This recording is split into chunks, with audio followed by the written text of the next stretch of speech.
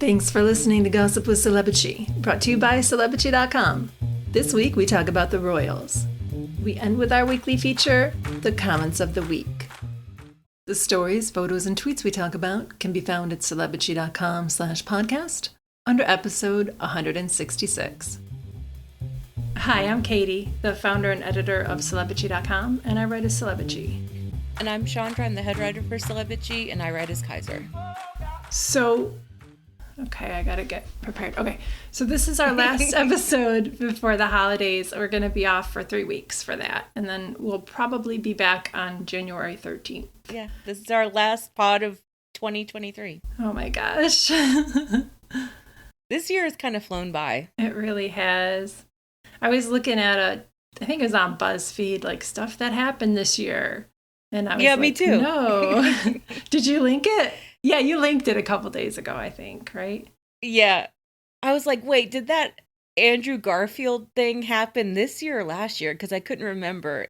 You know, that real funny, flirty interview he did with the British woman. Oh, yeah. Did that happen this year? Astrology or whatever.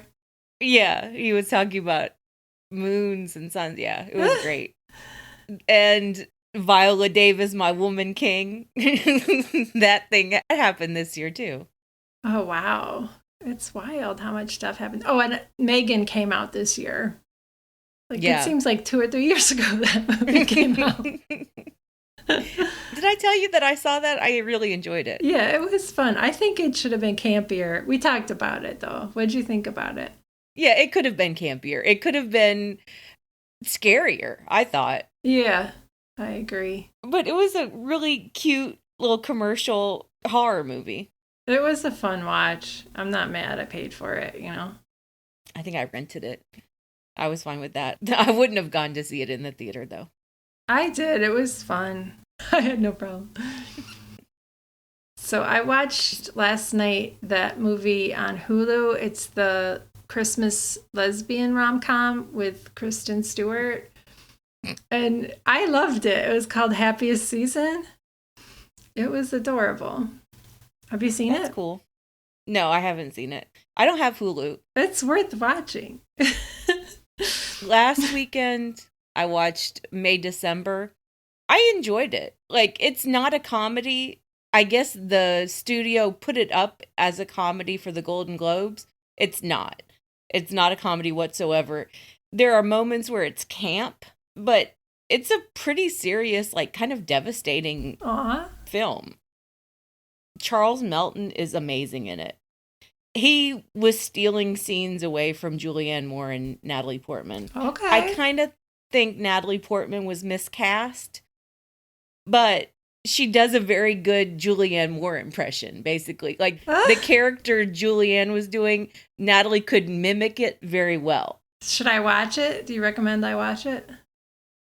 Yeah, you should watch it. Just be a little bit prepared that it's more of a downer than you're expecting. All right, that's not a good endorsement. I don't think I will.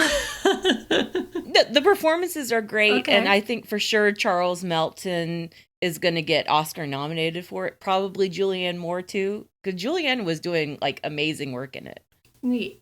Reacher is coming back. I'm looking forward to that. That's coming out tomorrow on Amazon Prime. I fucking love that show. Season 2 is coming out. I'm looking forward to that. I'm going to start the final episodes of The Crown tonight. Oh, part 2 of season 6 is out. So the final episodes. And I tried watching Red, White, and Royal Blue, and it was cute. I watched maybe 40 minutes of it. I found it very cute and sweet, but I also felt like I'm way too old for this. What was the one? Heartstopper. That was how I felt about Heartstopper. It was cute but too young. What was that? That's a cute Netflix movie about 2 young men who fall in love. Oh. It's probably similar, I would assume. Yeah. I like some of those really youthful movies. I loved To All the Boys I've Loved Before. I loved that. That was so sweet. And I love that Amazon Prime show, The Summer I Turned Pretty. Those are youthful. I don't feel like an old fart watching them. I'm just oh, this is such a cute story. Yeah. This is so sweet. But I felt really old watching Red, White, and Royal Blue. If you feel old, I'll be ancient when I watch it. I tried reading it and it was the same thing. I think I got a third of the way through the book and I was like, it's not my thing. It was okay, but. Yeah. Make more movies for 40-somethings. I know it. So I watched 2 documentaries too I wanted to recommend real quick. The Mission on Disney and Bad Surgeon on Netflix. Bad Surgeon was very good. Both were extremely well done. I've been leaning into the documentaries lately. Yeah, I will not touch Bad Surgeon. I cannot handle medical malpractice kind of shit. That was rough. I saw the love fraud part of it in a show on Hulu called The Con, and that was really good. And that's the first episode of it, is about this surgeon guy. And I was like, I don't need to watch this series. I did. It was really well done. All right, well, let's talk about the royals. So last week, Friday, Kate had her 3rd annual Together at Christmas concert. That was one of her causes that Omid Scobie mentioned in Endgame, that she's doing well. There's that, and there was, what was the photography thing she did? It's called like Holding Still or something like that. Hold Still. Hold Still, yes. That was her successes that he mentioned, along with like that bench or garden she designed or whatever. So that was Friday.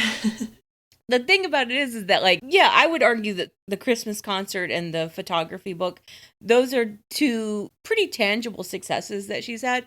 That's why I don't buy that she has anything to do with it, really.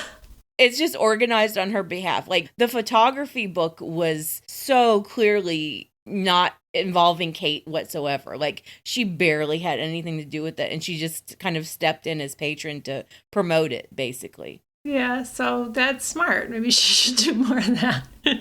Yeah, so you can say those are successes. So why doesn't she do that all the time? Just have her staff figure out these little things and she can just attach her name to it. Because she's still trying to figure it out. Like, she's learning so much. 14 years later. Yeah, right? So Camilla and Charles didn't go to that because they were busy, filing their nails or whatever. And... Well, Charles's excuse was that he had to go to a craft show at his house, Highgrove, his estate. Camilla didn't even bother giving an excuse. She was just like, I'm not showing up. Fuck you guys. Other royals went, like Sophie, Beatrice, and Eugenie, Zara, and Kate's family, including her broke-ass parents, came. Her brother didn't, but her sister Pippa came without her husband, I think. Or was her husband there? Yeah, her husband was there. Okay. Terribly, moderately wealthy James was there. Yeah, I was kind of surprised to see Carole and Michael. So the Middletons have not been out in public since the coronation. And if you remember, right after the coronation was when they had to sell party pieces. Like, it had to go to insolvency court. They didn't go to Wimbledon. They weren't out and about for any of the holiday stuff before now. They weren't seen at all in the fall. And, like, there's that poster campaign in Buckleberry, like, calling them frauds and saying that they need to pay all their vendors that they defrauded. $3 million they owe people. Like, how can you let your business get that far? That's ridiculous. Yeah. And Carole looked kind of rough. The past 6 months have really been wearing her down. And I'm glad they've been wearing her down. It's insane how horrible that business turned out. Yeah, they should have closed it before they were going to not be able to pay people. Like, you can see what money you have, what's coming in and what's going out. They were taking out these huge pandemic loans. Right? So at that event, Kate wore an all-white suit. It was like straight out of Meghan's lookbook, and it was very obvious. Yeah, Meghan truly wore a very similar outfit in September at the Invictus Games. It was ridiculous. It was one of her final looks. Yeah. So in last week's episode, that was number 165, we talked about the Dutch translation of Omid Scobie's Endgame, naming the royal races, which are Kate and Charles. And Scobie wrote an essay for iNews since then that explains how that happens. He said that an early draft essentially was given to the Dutch publisher to start translating, and they didn't update it when they got the final version. Yeah, which a lot of people said was the most likely explanation for how it happened. It was a mistake. Yeah, it was a mistake. And obviously lawyers hadn't vetted that far, but it was basically an admission that those were the names that Meghan put in her correspondence to Charles. It was Charles and Kate. Yep. They were the ones talking about the color of the baby's skin. And what that means for the monarchy. Mm-hmm. So we were talking also about the royals having crisis talks, about them being outed as racists, although like everybody knew already. And they were planning a charm offensive in response. And so they were like vague legal threats, like they're keeping all their options open. But now, of course, nothing's going to happen with that. And they plan to act like everything is fine. Yeah, they're trying to pretend that Endgame isn't even a factor in anything, completely ignoring the fact that those letters are still out there between Meghan and Charles. And it's going to continue to be a conversation because Meghan and Harry aren't going to step up and like defend these racist assholes. Even though they wanted them to. Yeah. So you're going to cover it tomorrow, but I just saw on Twitter that Charles visited the court that's going to decide on Harry's case today. Yeah. Oh my God. It's really strange that he would choose this week to make a big, splashy public appearance. The king is going into court just to visit. Yeah. I'm looking at Twitter. It says, King Charles arrives at the High Court in London to celebrate the exceptional work of court staff. The visit coincidentally comes 24 hours before the same court will rule on Harry's legal case against Mirror Group newspapers. Oh my God. So I didn't actually know that the verdict was supposed to come in or whatever, the judgment was supposed to come in because Harry has so many lawsuits. I really cannot keep track of when there's going to be a judgment or a verdict or anything. I don't know. It's outrageous. So outrageous. And yet they still expect the Sussexes to defend them when they're outed for being racist against them. Like, what? Yeah, and you didn't put this on the outline, but the whole thing, the lawsuits with Harry suing the government basically over his security when he is in the UK. He knows that he's going to lose all of these cases, the particular like royal protection cases. He knows he's going to lose them, but he's using the cases to put a lot of stuff on the record, including that the Queen put it in writing that she knew he and Meghan needed security. Yeah, good for him. It takes a lot of nerve, you know. Good for him. And it begs the question, okay, so it was just Charles then who didn't value his son's life. Who put his son and daughter-in-law and their baby in mortal peril. Like the fix is in with the royal protection cases, and I would generally assume that the fix is in for a lot of Harry's other lawsuits as well, against the Mirror and the Mail and the Sun. And Charles is making it obvious by going to the very court the day before. Like, what? Yep. So this charm offensive involves the royals doing more charity work and being seen out more, which is good. Like, that's the least they could do. Kate hasn't been seen at all, though, this week. Well, she went to the baby bank with her kids and released that video, right? Yeah, but she did that weeks ago. The video was just released this week. That's something, I guess. It seems like it's quite substantive from her, but the bar is in hell. Yep. There was a whole article about how she was going to get revenge on the Sussexes by getting good press and doing good deeds or whatever. Like, So, we didn't talk about this last week, but it was so clear that Kensington Palace ran to Camilla Tominey and had her write a series of, like, these really weird defenses of Kate and trying to claim that Meghan was the one who hated Kate, not the reverse. There's so much garbage against them that it's hard to cover it all, but go ahead. Sorry. No, I understand. But I was just like pointing out that that's Kate's idea of like sticking it to the Sussexes is like getting her allies in the press to write these completely unhinged defenses claiming that Meghan was the aggressor or that Meghan did this and this and this, when really it's all in Kate's head. Yeah, like Meghan made her cry when it was the opposite. Yeah. And they kept changing their story on that. We've gone over that because they've gone over it so much. So I didn't think that video was bad. The one with Kate and her kids at the baby bank. That was probably one of the best things they've done in months. Really? Yeah, but the bar is in hell. But yes. Yes. It was quite nice. I mean, for them, it was very good. It was what they should be doing all along. Yeah. And what was nice is that the kids seemed into it. The kids Yes. seemed engaged. Just in general, I like that Kate was trying to expose them to that.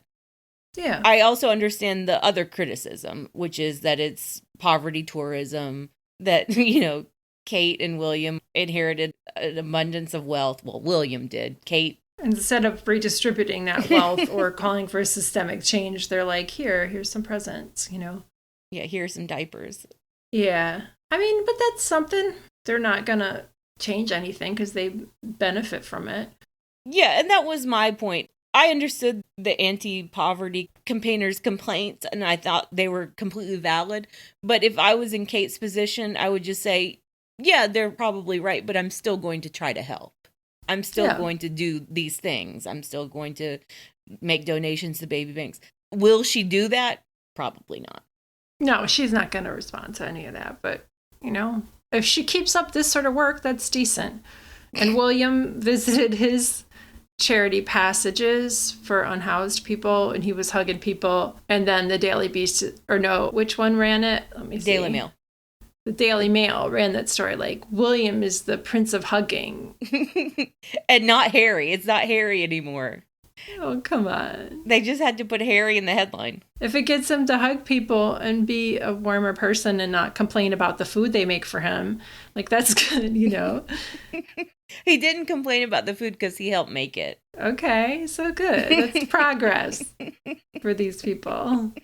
When they also released that video of Edward shaking people's hands, because Omid Scobie said in Endgame that Edward is a germaphobe, which is fine. Like, own it. Be like, yeah, I don't like touching people. People are gross, It's like when Kate was hugging people after Meghan said she didn't hug her, Please.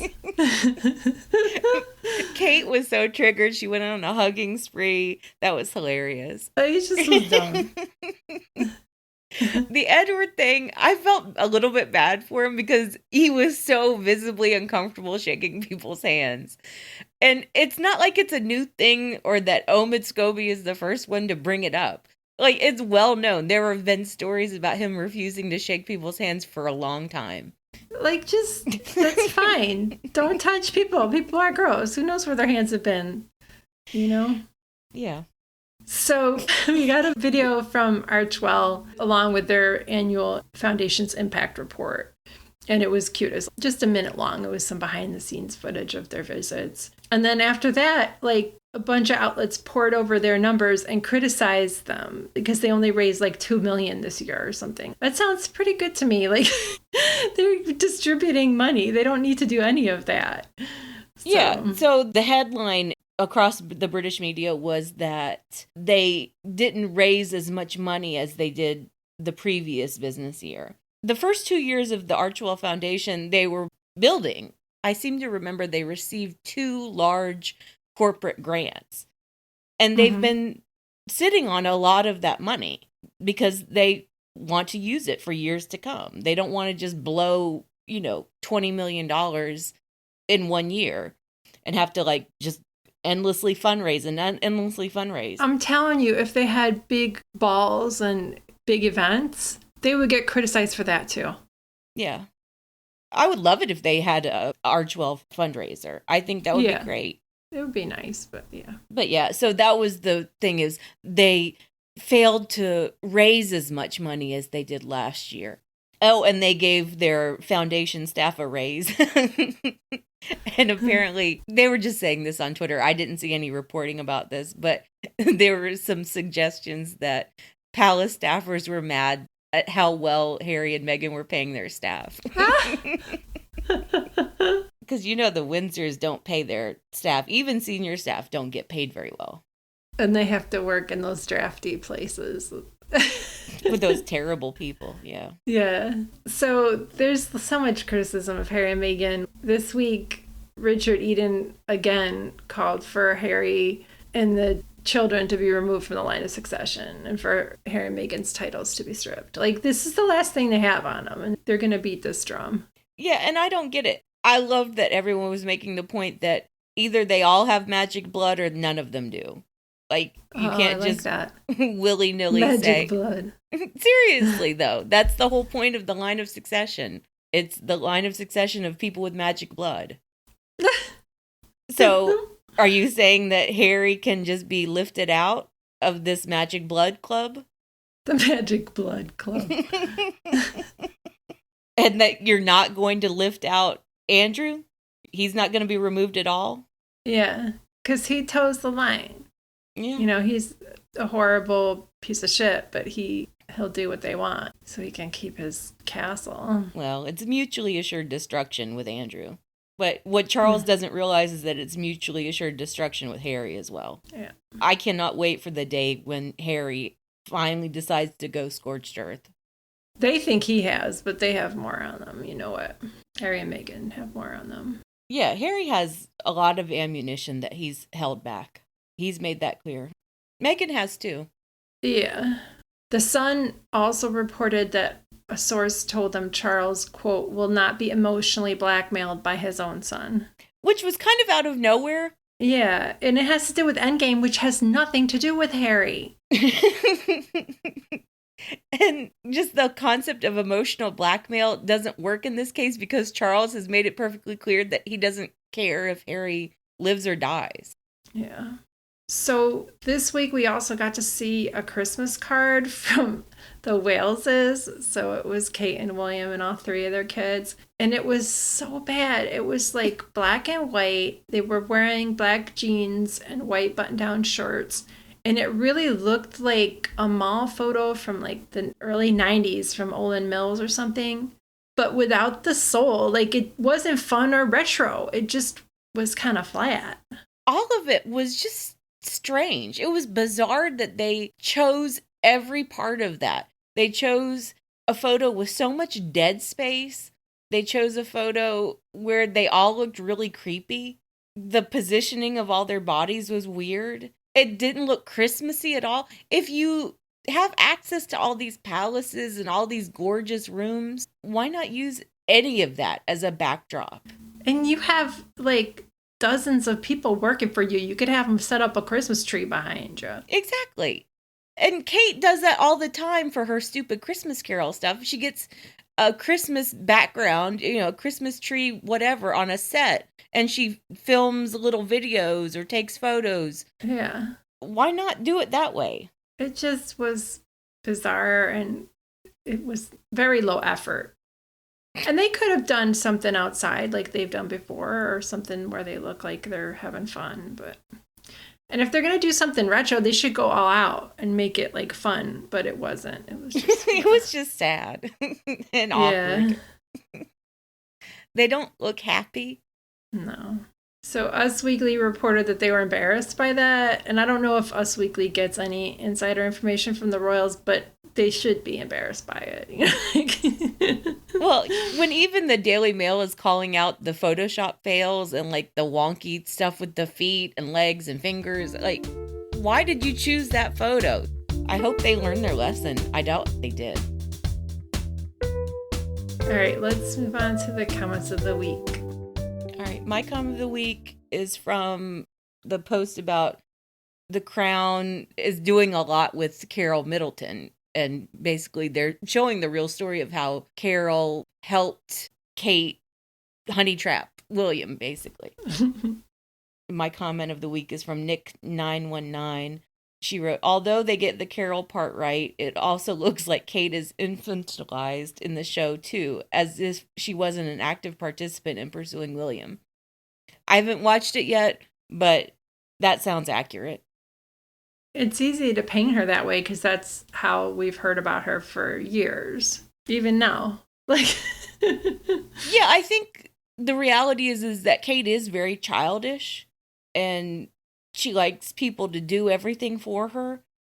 But Nick919 is right too. Like, Kate was actively pursuing William. She was actively trying to land him.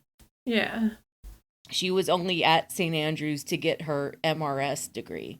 Exactly. And that's why they said it about Meghan, because they always project all Kate's stuff onto Meghan.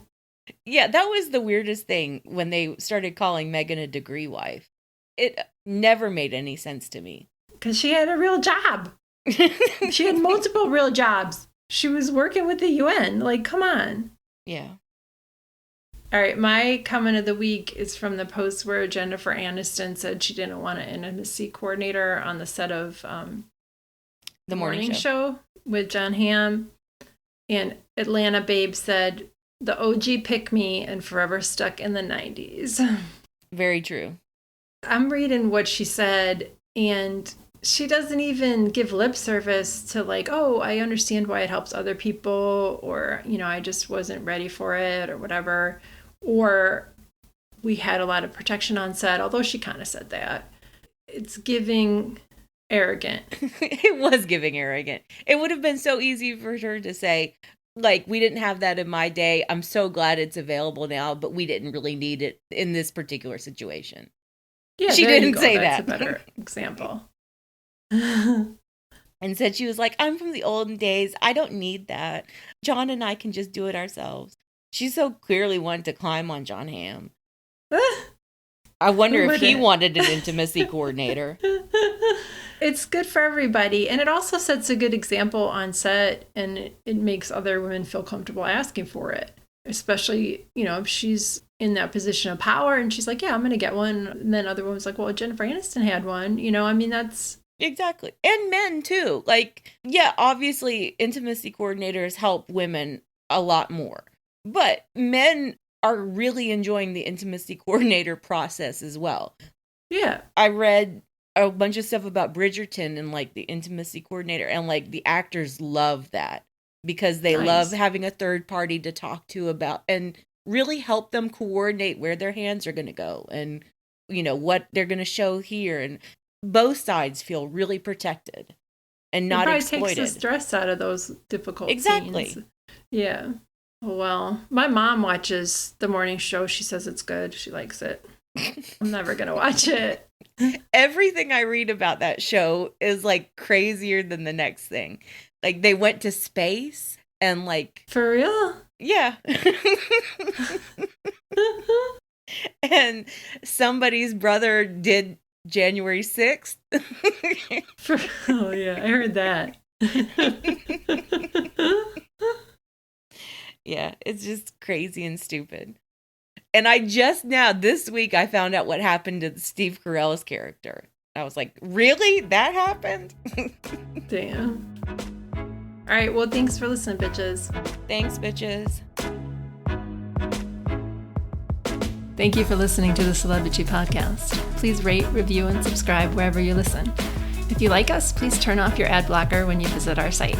You can text us or leave a voicemail at 434-218-3219. Our music is from AA Alto, Maiden, and via Premium Beat and Sound of Picture. Thanks again. Last pod of the year. We'll see you in 2024. Hopefully.